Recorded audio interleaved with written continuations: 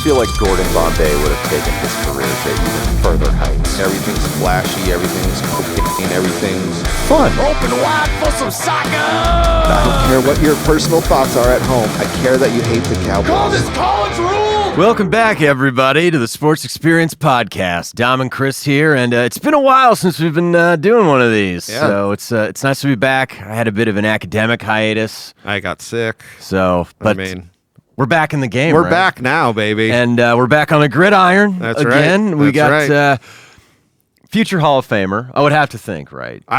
I'll tell you, if he doesn't make the Hall of Fame, we'll talk about it. Oh, There's one play that's going to keep him out. And he didn't have any part in it. Nope. It's not your. This is Goodwill Hunting. It's not your fault. I know. It's not your fault. That's we'll get into who screwed him over, but Marshawn Lynch, everybody, beast mode. Talking beast mode. So born April 22nd, 1986 in Oakland, California, and he's definitely an East Bay guy. Yes, he's definitely a Oakland through and through his entire career, and came up in a very athletic family. Yeah, I saw that his mom, Delisa, who raised him, and three older siblings, she was a track star at Oakland Technical High School, ran the 200 meters, and set the record for the school.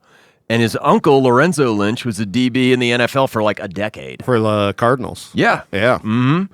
And apparently when he was born, there were two placentas, and people said he was so strong because he might have ate the other twin. He definitely ate his. He absorbed him. He absorbed his strength. You know what I mean? It's like when the Nightman comes. Thank you. He like comes inside of you, and then you be like, you get stronger. And what? He's not talking. I'm talking about the Nightman becoming the Dayman. The name is Chemical Toilet. So, growing up, awesome at sports. Yes. Just fantastic at sports. Started playing football when he was young, and he would have an upset stomach before games until his mom found the most MacGyver of remedies ever.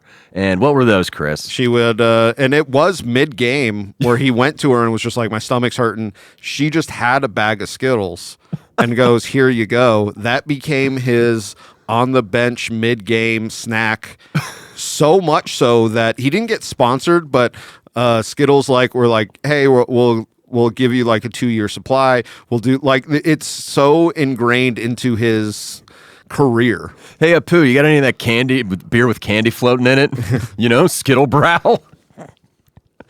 Just give me a 6-pack and a couple of bags of Skittles. Yep.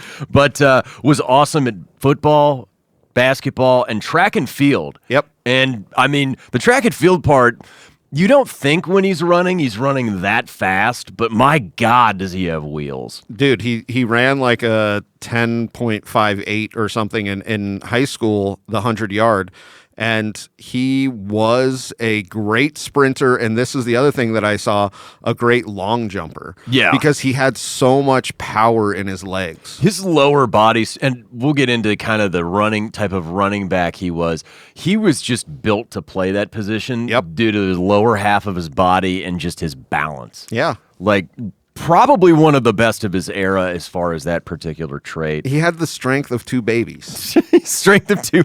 So, I mean, how can you deny that? Skin of a hot dog. But the hair of a Chinese man. Silken. He's going into a beast mode right now. That's right. So in high school, he played defensive back, linebacker, quarterback, wide receiver. He's basically David Kalaiki Ali'i of Oakland Technical High School. Well, they were like, what is your best position? It was almost always obviously running back, but they were like, but you're good at all these other things. What are we going to put the chess club kid in now? Get out there. Yeah. So he finishes his high school career as the number 2 rated running back in the 2004 graduating class, only behind Adrian Peterson. AD. And he'll come back into play later. Yep. Decides to stay. So what are you going to do as a 5'11", 220-pound running back? You got all the schools wanting you, but he decides to stay home, literally home, because he had top schools recruiting him out of high school, and he was just like, no, I'm just going to go to the college that's 15 miles away from my house. Who is starting to finally get better. Yep. So his first year there in 2004, Aaron Rodgers is there as the quarterback. He's coming back for his, I believe, junior season. And Marshawn, their backfield was so loaded that freshman year. He had J.J. Arrington, who was later a second-round pick by the Cardinals. And then behind Marshawn was one of his future teammates in the pros, Justin Forsett. Yep. He was a pretty decent running back. He had 628 rushing yards that year and 8 touchdowns just as a backup. Yeah, he was literally their second running back. But like we'll bring up later, he really is that red zone, smash it in 3 yards in a cloud of dust kind of running back. You'd think in every opportunity that you got with him, you would use him. You would just say, you know what? I trust you. You. He averaged almost 9 yards a carry that year. Yep. Insane. As we discussed in our Rodgers episode, they go 10-2, miss out on the Rose Bowl, which kind of sucks because that was like their shot at it. And had they beat USC in that game, that was like USC's only close game that entire season, they might have won the national championship. 2005, Rodgers is gone, but he's the main guy, and Cal kind of switches from a passing offense to just feeding Marshawn Lynch. Well, they know where their best player is. It's right there in that back position, and they were just like, okay, let's switch it. So in only 10 games due to a hand and finger injury, he had over 1,200 rushing yards and 10 touchdowns. They go to the Las Vegas Bowl. He has almost 200 yards on the ground and 3 tutties and wins the MVP. Yep. 35-28 in that game. And now, after 2 seasons, now he's like being nationally recognized. Just not like within the Pac-10 or on the West Coast. Like, he's the guy in 2006. And now everybody's looking at him they're like, okay, he's probably going to come out this next year. Let's see what his junior year is all about. And he does not disappoint. No, not at all. He had, as far as all-purpose yards, almost 1,700, as well as 15 total touchdowns. And he's now the team. Yes. This is when Cal starts, basically when Rodgers left, it's like, well, we're going to suck at quarterback until Jared Goff gets there. Oh, yeah. Essentially. He ends up finishing the year as the Pac-10 Offensive Player of the Year, first team All Pac-10, and an All-American. All-American. And as a running back, after 3 years, particularly where you've had 3, even as a backup, as productive as he is, you're still a student athlete, so you're chasing that bag. Yep. Like, rightfully so, chasing that bag. Because what's he going to do? Come back for another year of some Nate Longshore? I don't think so. Yeah, exactly. So Cal goes to the Pacific Life Holiday Bowl, which I love these bowls. We've brought it up before with 4 or 5 names. Oh, all of the sponsors. They want all the sponsors. Yep. I want a bowl game where it's like a NASCAR jumpsuit. Yeah, Just no, sponsor, seriously. sponsor. So we go to the 2007 NFL Draft, and he's projected as the number 2 running back behind Adrian Peterson. Yep. He's better than AP when it comes to relations with children. That's 100% true. So you got to give it up to Beast Mode for that. But coming out, he was the second-ranked running back, and everybody kind of had that. And, I mean, like we were talking about, there were a lot of teams in that teen range that were like, oh, please drop to us. Yeah, because the board, I remember that was the draft I watched before that formal story. Oh. So that was damn. Yeah, so I was getting hammered. Yeah. But I was like sober enough to be like, all right, this draft turns not when Brady the Lady Quinn gets taken. When does Adrian Peterson get taken? Because very rarely do you have 2 running backs this good who could be top 10 picks. Yes. So Peterson goes 7 to the Vikings, and then you just kind of have this waiting period. I know the Packers really wanted to get after him because this was the Dong Slingers last year. He could have met up with Rodgers, his college team. It would have been a perfect fit, honestly. It really would have been. So April 28th, 2007, and that's the thing with Lynch that we're going to keep talking about is he has the size you want. He has great balance, awesome vision, the yards after contact, and just the lower body strength. And he can be on the field for all 3 downs. Yes, 100%. He is literally made for the NFL running, like you being your number 1 running back. Yeah, like you just check that box and hope, no injuries. Yeah, essentially. So he's taken 12th overall by the Buffalo Bills. The Buffalo Bills. Which now, I do want to talk about this because I thought it was absolutely hilarious. Him being a West Coast guy. Oh, God, that had to be just depressing. No. When he got drafted, he was like, this is going to be the shit. I'm going to be hanging out with Jay-Z. I'm going to be in New York. And then he flies into Buffalo and he goes, where am I? It's so funny you mentioned that, because when he was drafted by Buffalo in the second round of 1988, Thurman Thomas thought the exact same thing. I know. New York. I know. Oh, God. I mean, it's literally the only team that actually plays in New York, but they might as well play in Canada. It's a state. It's not just a city, everybody. No, not for these guys. Oh, my God. Like, when I went to the Hall of Fame with my dad, I'm like, bro, are we in fucking Narnia? Where are we right now? So, this is a Bills team. Drew Bledsoe is gone. Yep. The J.P. Lossman experience ended poorly for everyone involved. And they take Trent Edwards later in that year's draft, and you're thinking, all right, they're going to rebuild. They got some players. You know, you got Lee Evans, and you got some decent pieces on defense. And it's not what he's looking for. He has as a rookie, he has a great season, but the team is mediocre as balls. Yes. Mediocre. He's playing. He said this, I saw in an interview, which he barely does any. But he was talking about, he was just like, I knew it was going to be cold. I wasn't prepared for the cold. No one's prepared for Buffalo cold. No. And he said that, he was just like, so it was it was very testing to be like, do I want to be here? Is this kind of like that kind of stuff, where he did have an okay rookie season, but he didn't know if the Bills were necessarily like, this is our future guy. And I think it would be but he's a fucking professional, and he showed up every day. We're professionals. It's true. But it has to weigh on you where you're that hungry like him, and your organization doesn't give a shit. No. Or doesn't give enough of a shit. No, it's not the Bills of today. It's literally like a mediocre franchise. So they go 7-9. He has 1,115 rushing yards and 7 TDs. He also had his first receiving TD that year as well. And back-to-back seasons of 7-9. And in 2008, he ends up making the Pro Bowl. Yeah, first Pro Bowl. Sweet. Yep. Had just over 1,000 rushing yards that year, and 8 touchdowns, 47 catches. And this is what you brought up before.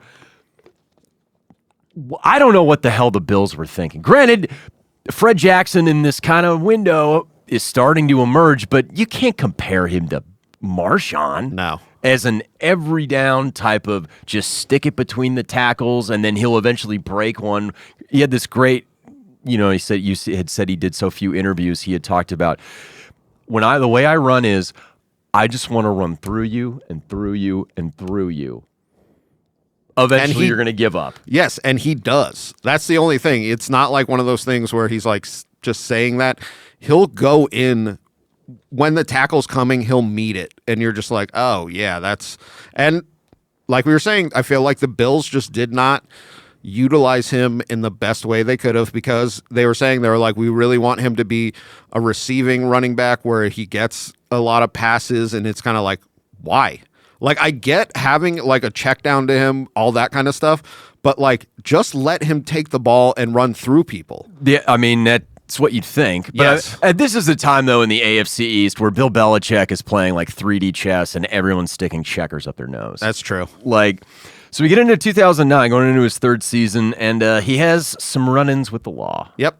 The big one. A couple of them. Yeah, but the big one we were talking about before, back in California, he is arrested on weapons charges for having a gun in a backpack in the trunk of his car. Yep. Which maybe not necessarily a crime in a number of other states. Not in the state we're in, not in Texas, but that's the thing. It's California. It's a misdemeanor gun charge. And so, like, he ended up getting suspended for 3 games in the next season. But the real blowback of this the Buffalo media and the fans really turned on him, which was weird because in the first couple of seasons, he really embraced the Buffalo community, and he actually was doing like a bunch of community work. He loved Applebee's, which is a huge restaurant there. Oh, I mean, Are there restaurants there? That's what he said. He said he came out and he was just like, I love Applebee's. And then his teammates were like, I've never met a professional athlete that likes chain restaurants as much as he does.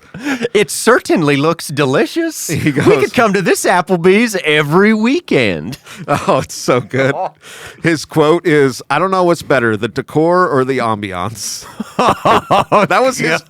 I'm just saying, he outside of because we're about to see him stop talking to the media, he was hilarious. Oh, no, and here's the other thing. I think he could have got into Cal like Aaron Rodgers got into Cal with just test scores and intelligence. He is a really smart guy, but what the media portrays him like as men and women of their time, not so nice for something that's in this state, I'll just say it. They find you with one gun in the backpack of a car. You leave there with a citation and 3 more guns. Yes, exactly. Oh, God. So he misses the first 3 games of 2009, and now he's losing his playing time to Jackson, almost full time. And we talked about this before the podcast. He could have gotten buried in Buffalo. He could have became their third down.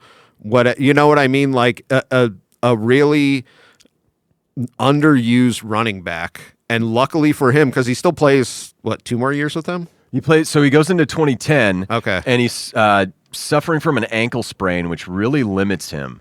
And he only has that year 37 carries for 164 yards for the Bills. But Buffalo, I think at this point, has realized, all right, we have someone to take his job, so we're not going to pay him a second contract. Yep. And we're also not going to let him walk in free agency. We just have to get rid of him. We just have to get rid of him to get some compensation back in the now as we're trying to unfuck ourselves from 7 and 9. Yep. Essentially. And he ends up getting traded for a 4th-round pick and a 5th-round pick, which is wild. So he's traded October 5th, I believe, 2010 to the Seattle Seahawks. Yep. Pete Carroll has just come to Seattle, just escaped from USC as they're about to get close to the death penalty. Yep. He needs a running back. And because that style of football, everywhere that he's been, there's always been an elite running back or group of elite running backs. You don't have that with the Sean Alexander just went to crap after that MVP season. Mm-hmm. You need a guy. Beast mode's your guy. And he's coming back to the West Coast. You're thinking, oh, this is a nice fit. Yes, it seems like a nice fit. They have a young quarterback. They have Russell Wilson. No, not yet. Not yet? So this is Hasselbeck. This is Hasselbeck and Clipboard Jesus, Charlie Whitehurst. Yes, okay. So this is actually, I think, the last year with Hasselbeck. So he finishes the year. He's splitting carries with Justin Forsett there in Seattle. I thought was nice. Yeah, he went to college with. 573 rush yards to close out the season with 6 TDs. And the Seahawks finished 7 and 9, but this is the first of only 2 years in NFL history where a sub-500 team makes the playoffs because the NFC West that year was cheeks. Yes. It was terrible. But they get a home playoff game in that stadium, which is fucking impossible to play in. Yep. Number one. Loudest one, and they've gotten in trouble for piping in crowd noise, I'm just saying. Yes. And they're playing the defending world champions in the New Orleans Saints. Talking about those Saints. So January 8th, they're playing the Saints, and this is one of the most incredible. We probably need to do an episode on this if we do the playoff games again. Well, this run people are talking about might be one of the greatest playoff runs of all time, if not the greatest, because of all of the. So it's like this underdog bad team against reigning world champs. He breaks, I believe, 9 tackles. Yeah.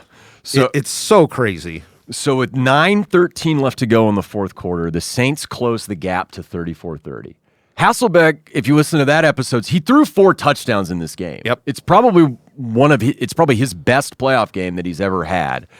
And with 3:38 left to go on 2nd and 10 at their own 33, as you said, Marshawn goes 67, breaks 9 tackles, treats Tracy Porter like a fucking prison bitch on that. I mean, I don't even know if you can call that a stiff arm. That's just like, get the hell out of my way.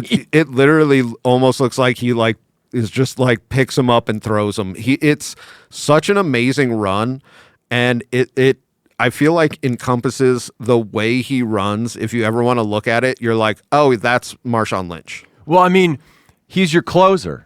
Yep. You would think with that amount of time, but like you said, it perfectly encapsulates him where we need first downs. Yes. Well, I'm just going to get you a touchdown with arguably the most incredible power run in the history of the NFL. Mm-hmm. And to top it all off, going backwards into the end zone, grabs his crotch. Which love it. He got fined for. The stadium went so absolutely bananas with this run that they said that they could pick it up 100 yards away from the stadium on a seismograph, so where it like registered as a mini earthquake. The Beast Quake. And that's what they called it, the Beast Quake. I love it so. Oh, it's so good. Just so good. So they end up winning that game, and then they lose the next week to the Bears? Chicago, yeah.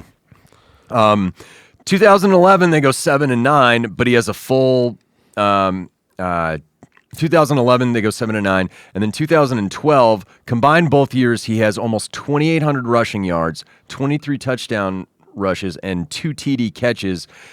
And it's these years where they're building the defense. I was just going to say, this is when they do get Russell in, but really they get Rashad. We get Richard Sherman. Chancellor. Yep. And then Earl Thomas was first rounder in 2010. And then Earl Thomas. And that's when people were like, oh, this team is really good. It's like we can lock shit down and we only need 4 guys to get pressure. Yep. Like, good night, everyone. Yeah. So before 2012 season, he gets a second deal.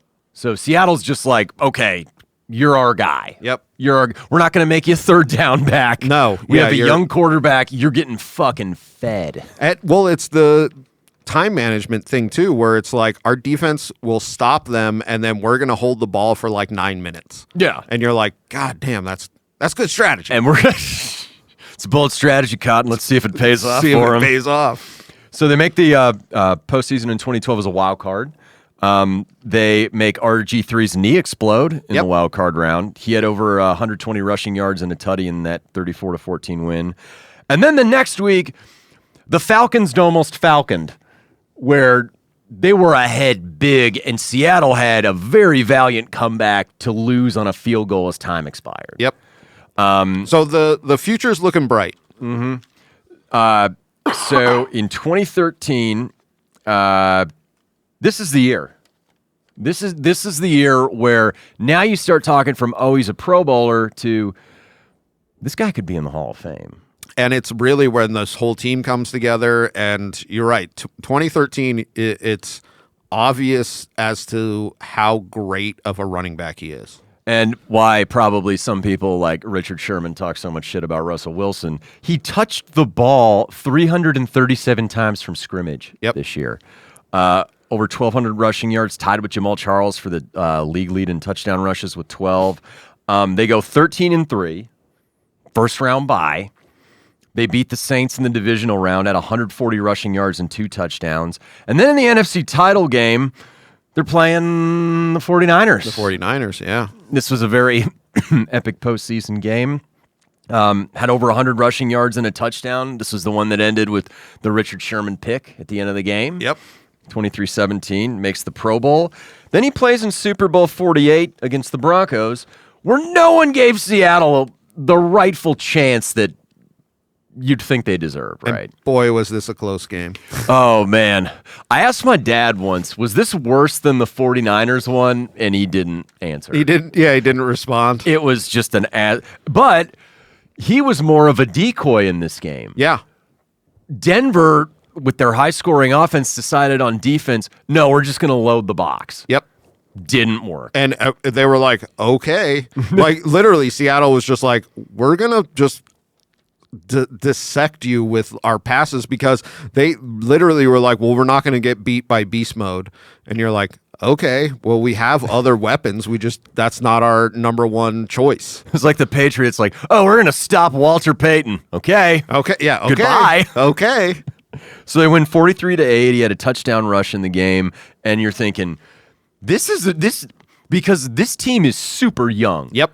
He's an old guy on the team. At like 28 Yeah. or whatever. Like it's really like when you look back, you're like, that could have been a dynasty. And rightfully should have, considering the ages of everyone and how good they truly were. How good that defense was. Oh, my God. November 9th, the following season, 2014, against the Giants, he ran for 4 touchdowns. He pulled the Al Bundy. And then on December 21st, against the Cardinals, he had a 79. This might have been more incredible than the Beast Quake, this run. Yeah.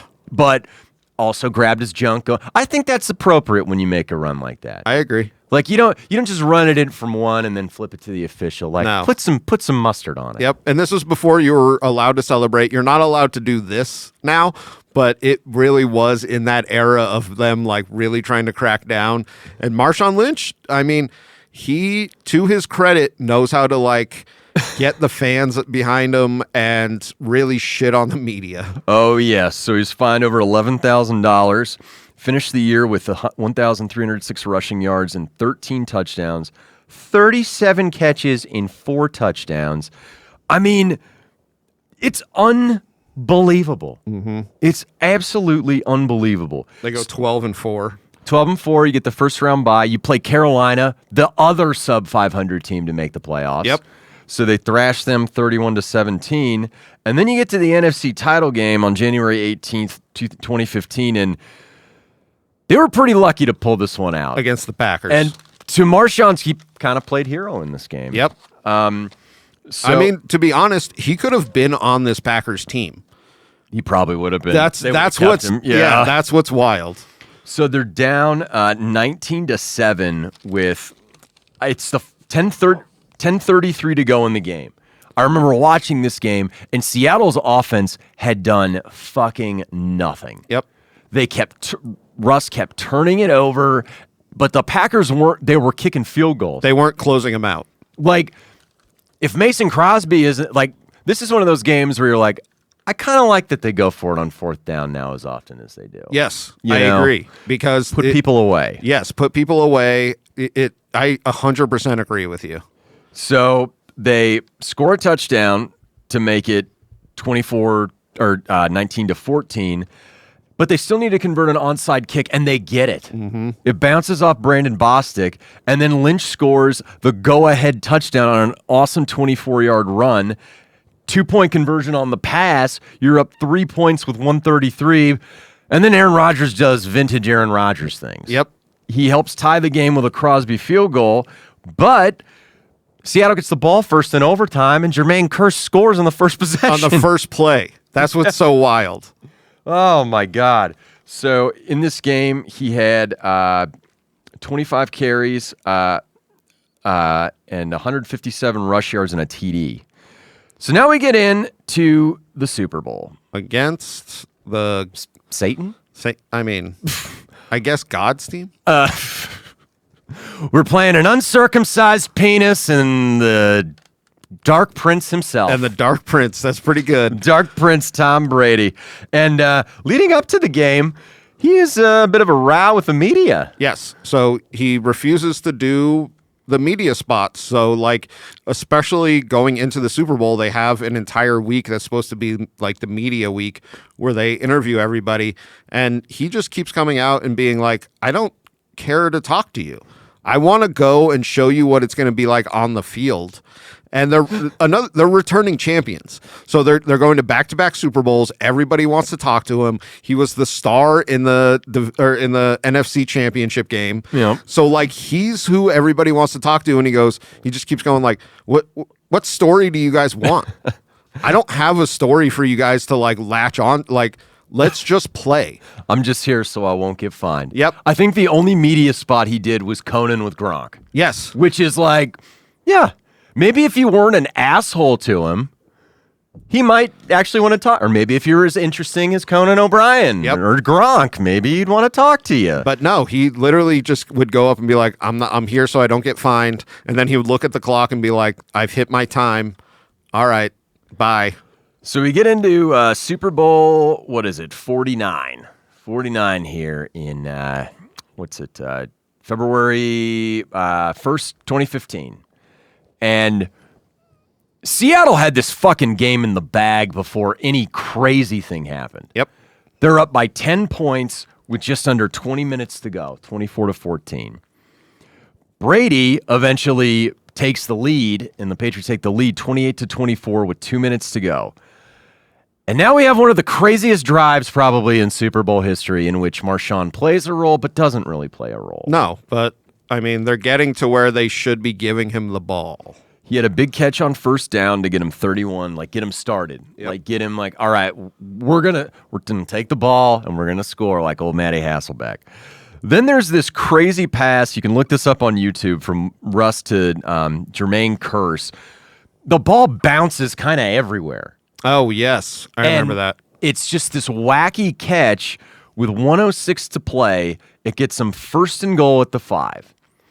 Darrell Bevell, the offensive coordinator, on first down, calls Lynch's number, and he gets it to the 4.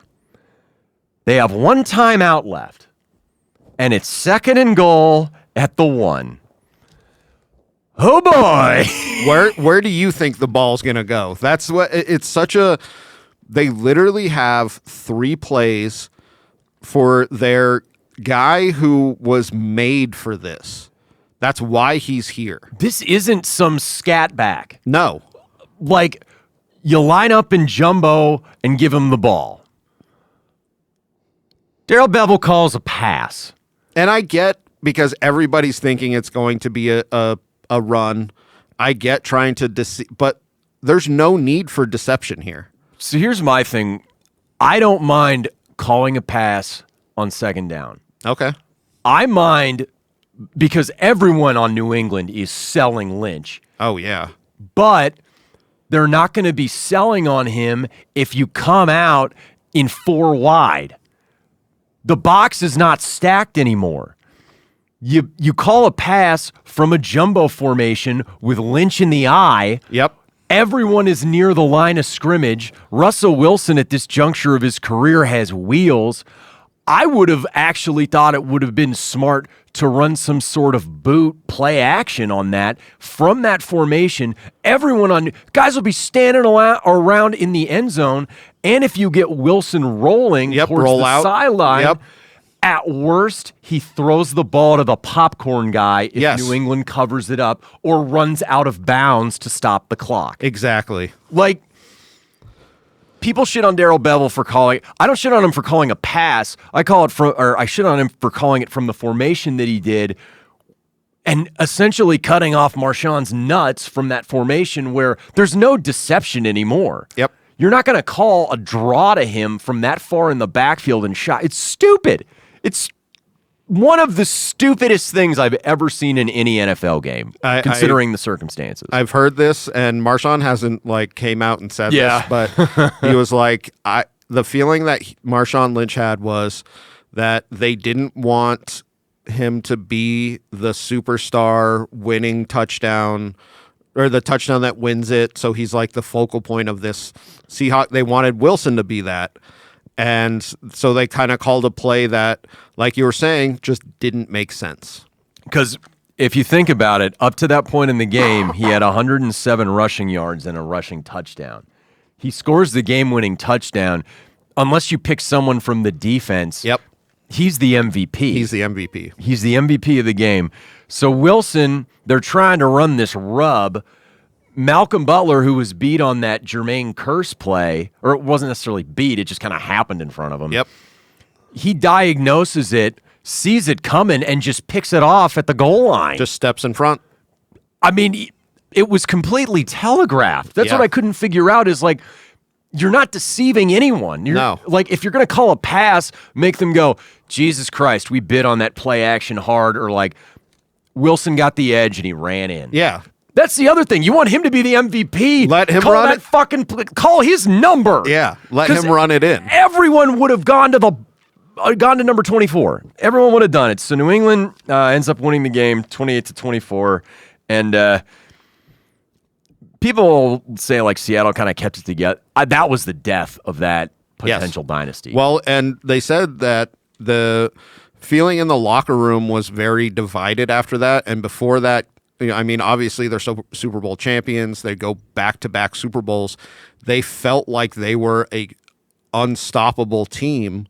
And then the next year, this is just what other players had said. It felt like a fractured locker room where they didn't really have trust with each other anymore. And that's how you kill a dynasty. I don't know if you ever watched The League. Yeah. But that thing that they do with Marshawn is hilarious. And a lot of the players in Seattle actually had resentment for him because that was literally the next. Yeah. In the off season, he filmed this for the show, The League, and made fun of that exact play. He was just like, I could carry it over I'm right here. I can carry that over. And they like throw a beer and it just causes chaos. And like, you're just like, yeah, I mean, I get it. But you figure you have 3 shots. Yeah. You have 3 shots to get 1 yard with the best short yardage running back in the NFL. Yep. And you pass on second down with that kind of, god damn, dude. And you're so 100% correct. Just the not running play action, not having Russ peel out. Like, there's so many little things that they could have done. And then if it didn't work out, they literally could have had 2 more downs with Marshawn. And that's kind of my point when I describe like my issues with the formation and the type of routes that were run. Make it so where if it's an incomplete pass, it's not going to be in bounds. No. Yes. Or Russ is going to get the corner and just take it just take it. Or get knocked out at worst at about the 3. Yes. Just, I don't know. You had a timeout left. That's what I can't. Oh, God. I know. Oh, Seattle. So next year gets a $24 million extension, but only plays in 7 games. This is when injuries really start. And he is the type of running back that will get injured. He runs through people. So injuries start to build up. Retires 2016 before the year, this is when it all went tits up for the Seahawks. This next like little window, because they went from a ground and pound to, Russ is the man now. We're going to be throwing it all over the yard. And what did it get you? And I mean, he's just not that quarterback. No. I think he's a fine quarterback. I'm not like talking shit on Russ like this guy, a Steelers fan, but it's not his fault. He was washed before that. Oh, yes, he definitely was. I'm not going to talk shit. You're right, but I'm just saying he just wasn't like he needed that ground and pound, the play action to open receiver kind of like that's the kind of plays that he needed. And when they went to him being like the part, like this is our only offensive weapon, it was like, no, he's not going to be able to do that. So 2017, he says he wants to come back and play. But he wants to play for his hometown team, which I love. He's Oakland through and through. Yep. I love this. I love that. So 2017 season, and I believe our pal Grudes is there. Yep. Oh, that is he our pal? I'm just kidding. Well, our pal in the way that we make fun of him a lot. Yes. And his computer and email decision-making being, oh, John, man of your time you are. Well, he was figuring, he was like, well, emails don't get saved. Emails just disappear after you send them. It's like, because Jen and I watch The True Blue every Thursday. It's like on The Predator when Chris Hansen's reading the transcripts back. They're like, I never sent that. Now, you see, I have the transcripts. That's right. It's right here. I mean, is it a crime against humanity like the show? No, but you're a fucking asshole, John Gruden. 100%. So, 891 rushing yards and 7 tutties. And I have to say, the taking a year off or whatever, like the injury time, and then coming back in 2017, it felt like he could then have a couple, like 3-4 years of like really productive, a really productive years, but actually 2017 was Del Rio's last year, so 2018 is Grude's. Okay. He's doing okay, but the team is pretty crappy around him, and he has a groin injury, and he only plays in 6 games that year. Yeah. Which is kind of It's a shitty way to go. I was going to say he really gets injured out of the league, which almost everybody does in the NFL. Something I saw, there's all these little things about him that I've seen that I love. He didn't spend any of his NFL salary money. No. When he was in the NFL, he only spent sponsorship money, and he kept going, that's my retirement. Yeah. So he literally took all of the money that he got from playing, and he was just like, no, and then invested in so many things. Yeah. Like, he was so smart with his money, unlike 90% of the guys who play all of professional sports. Well, and he got 3 big deals, I think, too. Yes. So, I mean, when you very rarely, you got to be elite if you're a running back to get a second contract that's lucrative. Yep. He got 2 more. He got 2 more. And he got drafted during the not rookie wage scale. Yeah. Which is pretty fucking crazy. Yep. He came back in 2019, though, with his former teammate Robert Turbin there with the Seahawks back in the day. They ran out of guys. Yeah. And came back, scored a TD in the playoffs. Well, he played 1 regular season game, 1 playoff game. Yeah. And I thought it was interesting because he also said he was like, well, I want to retire as a Seahawk. Because that's where, that's where his career was. That's where the magic happened. That's where the magic was. So ends up retiring after 2019. 10,413 career rush yards, 85 rushing TDs, over 2,200 receiving yards, and 9 touchdowns, and had close to 1,000 postseason rushing yards. Yep. Super Bowl winner, 5-time Pro Bowl, 2010's All-Decade team. If he's not a Hall of Famer, who the fuck is? Because I know we've talked about this with Roger Craig, where he got the shaft, and he's remembered unfairly for something that happened where, no, LT was coked up. He was just in the right place at the right time. That's so true. But if he gets shafted because he was a dick, I really think it is going to be one play and the way he treated the media, which they 100% deserved coming out of Buffalo, because they treated him like shit in Buffalo. They treated him like he wasn't ever going to be a top running back, and they were just kind of like, yeah, get out of here. And he let them know that for the rest of his career, where he's like, no, you guys are a joke. Well, you have certain men of their time seeing the dreadlocks and the grills and, I don't know, indulging in some pretty negative thoughts, which aren't exactly fair to people until you meet them. Yep. Or fair in general. No. And yes. if I think he's eligible this year or next. I think it's this year or next year. Yeah. Because, I think he is with the Breeze and Fitzgerald class. Oh, that would make sense. Yeah. So, man, I don't know if this isn't a Hall of Fame running back, because when he played, you're like, that is a top 5 running back in the league, and he did that for about 8 years, where the shelf life of running backs is usually about 3. Well, I can't remember who said this, but they were like, yeah, for 5, 6, 7 years, he was the hardest tackle in all of NFL. And it wasn't like 1 year they were like, God, Marshawn was hard. It was consecutive years that he was the hardest guy to tackle, and if you did tackle him, you felt it. Oh yeah, he'd run right over you. Yes. He didn't even. And see, that's what makes this over 10,000 yards more impressive, is the era in which he played. The NFL, the quarterback play at this time was absolutely insane. Mm-hmm.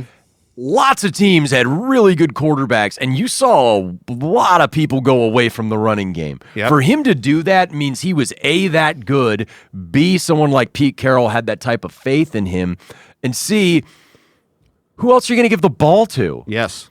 Besides Russell Wilson. Hall of Famer, Hall of Fame person, Hall of Fame player. I was going to say, we think he's a Hall of Famer. Give it up for Beast Mode, everybody.